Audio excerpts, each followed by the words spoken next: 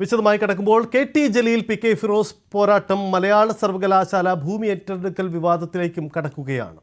ഭൂമി ഏറ്റെടുത്തതിൽ കെ.ടി. ജലീലിന്റെ ആരോപണം നൽകി മുൻ വിദ്യാഭ്യാസ മന്ത്രി അബ്ദുൾ റബ്ബ് രംഗത്ത് വന്നു. വിവാദ ഭൂമി ഏറ്റെടുത്തത് തന്റെ കാലത്താണെങ്കിൽ തനിക്ക് ശേഷം ഉന്നത വിദ്യാഭ്യാസ മന്ത്രിയായിരുന്ന ജലീൽ എന്തുകൊണ്ട് അന്വേഷിച്ചില്ല എന്നതാണ് അബ്ദുൾ റബ്ബ് ഉന്നയിക്കുന്ന ചോദ്യം. ജലീൽ കള്ളം പറയുകയാണെന്ന് ഭൂമി ഏറ്റെടുക്കലിനെതിരെ നിയമ പോരാട്ടത്തിന് നേതൃത്വം നൽകിയ DCC ജനറൽ സെക്രട്ടറി സിദ്ദിഖ് പന്താവൂരും ആരോപിച്ചു. ജലീൽ പറയുന്ന വാദം ഈ വലിയ കള്ളക്കളി പുറംലോകം അറിഞ്ഞപ്പോൾ പിടിച്ചു നിൽക്കുന്നതിന് വേണ്ടി വാദം ഉയർത്തിയ വാദമാണ്. ഇതിൽ ജലീൽ പറയുന്നത് സമ്മതപത്രത്തിൽ ഒപ്പിട്ടത് UDF സർക്കാരിന്റെ കാലത്താണ് എന്നുള്ളത്. സംസാരിക്കുന്ന രേഖകൾ നമ്മുടെ മുമ്പിലുണ്ട്. ഒരു സമ്മതപത്രത്തിലും UDF കാലത്ത് ഒപ്പിട്ടിട്ടില്ല. കേവലം പ്രപ്പോസൽ മാത്രമാണ് സർക്കാരിലേക്ക് വന്നിട്ടുള്ളത്. ഭൂമി ഏത് ഏറ്റെടുക്കണം എന്നുള്ളതിനെ കുറിച്ച് തീരുമാനമെടുത്തത് അന്നത്തെ LDF സർക്കാരാണ്, അന്നത്തെ ഉന്നത വിദ്യാഭ്യാസ വകുപ്പാണ്.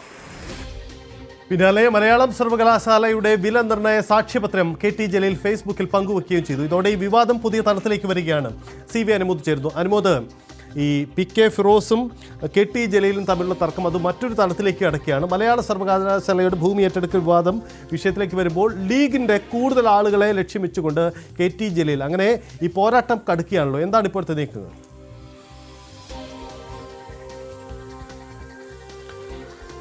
സജിത്ത്, പി കെ ഫിറോസും ജലീലും തമ്മിലുള്ള തർക്കം നേരത്തെ യൂത്ത് ലീഗിലെ ഫണ്ട് വിവാദവുമായി ബന്ധപ്പെട്ടാണെങ്കിൽ ഇപ്പോഴത്തെ മലയാളം സർവകലാശാലയുടെ ആ ഭൂമി ഏറ്റെടുക്കലുമായി ബന്ധപ്പെട്ട വിഷയങ്ങളിലേക്ക് കടന്നിരിക്കുന്നു എന്നുള്ളതാണ് ഏറ്റവും പ്രധാനപ്പെട്ട കാര്യം. കഴിഞ്ഞ ദിവസം ആ സ്ഥലം സന്ദർശിച്ച പി കെ ഫിറോസ് തന്നെ ഇതിൽ കെ.ടി. ജലീലിന്റെ കാലത്താണ് ഈ ഉപയോഗശൂന്യമായ ഭൂമി ഏറ്റെടുത്തതെന്നും ഇതിൽ LDF-ന്റെ നേതാക്കൾക്ക് CPM നേതാക്കൾക്ക് വലിയ പങ്കുള്ളതായിട്ടും ആരോപണം ഉന്നയിച്ചിരുന്നു. കുറഞ്ഞ വിലയ്ക്ക് വാങ്ങി ഭൂമി വലിയ വിലയ്ക്ക് മറച്ചു വിൽക്കുകയായിരുന്നു ചെയ്തത്. ഇതിന് LDF സർക്കാർ കൂട്ടുനിന്നു, ജലീൽ കൂട്ടുനിന്നായിരുന്നു ആരോപണം. ഇതിനെ നിഷേധിച്ചുകൊണ്ടായിരുന്നു ജലീലിന്റെ ഇന്നലത്തെ വാർത്താ സമ്മേളനം. ഈ വാർത്താ സമ്മേളനത്തിൽ അദ്ദേഹം ഭൂമി വില നിശ്ചയിച്ചതും ഭൂമി ഏറ്റെടുക്കുന്ന കാര്യം തീരുമാനമെടുത്തത് UDF സർക്കാരാണ് 2016 അന്നത്തെ വിദ്യാഭ്യാസ മന്ത്രി പി കെ അബ്ദുൾ റബ്ബാണെന്നും പറഞ്ഞിരുന്നു. ഇതിന് മറുപടിയായിട്ടാണ് പി കെ അബ്ദുൾ റബ്ബിന്റെ ഫേസ്ബുക്ക് പോസ്റ്റ് ഉള്ളത്. തന്റെ കാലത്തല്ല, അത് ഈ ഒരു ആലോചന തുടങ്ങുക മാത്രമാണ് UDF-ന്റെ കാലത്ത് ചെയ്തത്. അതിനുശേഷം തെരഞ്ഞെടുപ്പ് വിജ്ഞാപനം വരികയും പിന്നീട് വന്ന സർക്കാർ LDF സർക്കാരാണ് ഇത് നടപടികൾ പൂർത്തീകരിച്ചതെന്നും പി കെ അബ്ദുൾ റബ്ബ് ഫേസ്ബുക്കിൽ കുറിച്ചു. അങ്ങനെ തന്റെ കാലത്താണ് ഇത് ഏറ്റെടുത്തതെങ്കിൽ തുടർന്ന് വന്ന ജലീൽ എന്തുകൊണ്ട് ഇതിനെ അംഗീകരിച്ചു എന്ന ചോദ്യവും അദ്ദേഹം ഉന്നയിക്കുന്നുണ്ട്.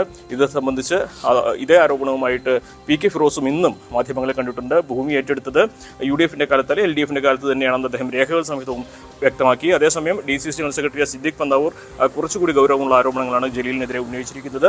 ഇത് സംബന്ധിച്ച് ചർച്ചകൾ തുടങ്ങിയത് 2016 നടപടികൾ പൂർത്തീകരിച്ചത് 2019 ആദ്യ ഗഡു പണം അനുവദിച്ചത് 2019 അന്ന് കെ.ടി. ജലീലാണ് ഉന്നത വിദ്യാഭ്യാസ മന്ത്രി എന്നും സിദ്ദിഖ് പന്താവൂർ പറയുന്നു. അതുമാത്രമല്ല, LDF സർക്കാർ അധികാരത്തിലേറി ആദ്യ 2 വർഷം ഇത് നിയമക്കുരുക്കിലായതുകൊണ്ട് നടപടികളൊന്നും പൂർത്തീകരിച്ചിരുന്നില്ലെന്നും തുടർന്ന് ഉന്നത വിദ്യാഭ്യാസ മന്ത്രി കെ.ടി. ജലീൽ വന്നതിന് ശേഷമാണ് ഈ നടപടിക്രമങ്ങൾക്ക് കൂടുതൽ വേഗം ഉണ്ടായതെന്നും അദ്ദേഹം പറയുന്നു. അതോടൊപ്പം തന്നെ ഹരിത ട്രിബ്യൂണൽ ഇത് സംബന്ധിച്ചുള്ള നിർമ്മാണത്തിന് അനുമതി നൽകിയെന്ന വാദവും ശരിയല്ലെന്നും ഓരോ ഘട്ടത്തിലും എല്ലാ വകുപ്പുകളിലെയും കൃത്യമായ അനുമതി വാങ്ങിയതിനു ശേഷമേ ഇവിടെ എന്തെങ്കിലും നിർമ്മാണം നടത്താവൂ എന്നാണ് ഹരിത ട്രിബ്യൂണൽ ഉത്തരവെന്നും സിദ്ദിഖ് പന്താവൂർ വ്യക്തമാക്കിയിട്ടുണ്ട്.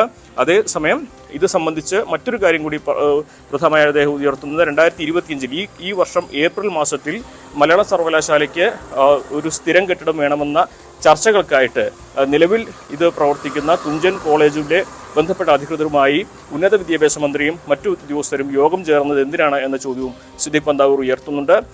നേരത്തെ എടുത്ത ഈ 11 ഏക്കർ ഉള്ളപ്പോൾ ഇവിടെ നിർമ്മാണം നടത്താൻ കഴിയില്ലെന്ന് ഉറപ്പായതുകൊണ്ടല്ലേ തുഞ്ചൻ കോളേജിൽ വീണ്ടും 5 ഏക്കർ സ്ഥിരമായിട്ട് വേണം എന്ന തരത്തിലേക്ക് സാഹചര്യങ്ങൾ നീങ്ങുന്നതെന്ന ചോദ്യവും ഉയർത്തുന്നുണ്ട്. എന്നാൽ ഇതിനെല്ലാം മറുപടിയായിട്ട് ഇതുവരേക്കും വില നിർണ്ണയ സാക്ഷ്യപത്രമാണ് കെ.ടി. ജലീൽ ഫേസ്ബുക്കിൽ പങ്കുവച്ചിരിക്കുന്നത്. 2016 ഫെബ്രുവരി 2 മലപ്പുറം ജില്ലാ കളക്ടറുടെ അധ്യക്ഷതയിൽ നടന്ന യോഗത്തിന്റെ വില നിർണ്ണയ സാക്ഷ്യപത്രം 1,70,000 രൂപ സെന്റിന് ഒന്നിനെന്ന നിലയ്ക്ക് ഏറ്റെടുക്കാൻ ആലോചിക്കുന്നതായിട്ടുള്ള വില നിർണ്ണയ സാക്ഷ്യപത്രമാണ് കെ.ടി. ജലീൽ ഇന്ന് ആരോപണങ്ങൾ മറുപടിയായിട്ട് ഫേസ്ബുക്കിൽ പങ്കുവച്ചിരിക്കുന്നത്.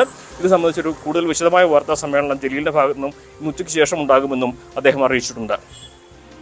അതാണ് സാഹചര്യം. എന്തായാലും മലയാള സർവകലാശാല ഭൂമി ഏറ്റെടുക്കൽ വിവാദത്തിൽ പുതിയ തലത്തിലേക്ക് വരുന്നു. കെ.ടി. ജലീൽ ലീഗ് പോരാട്ടമായി ഇത് മാറുകയും ചെയ്യും.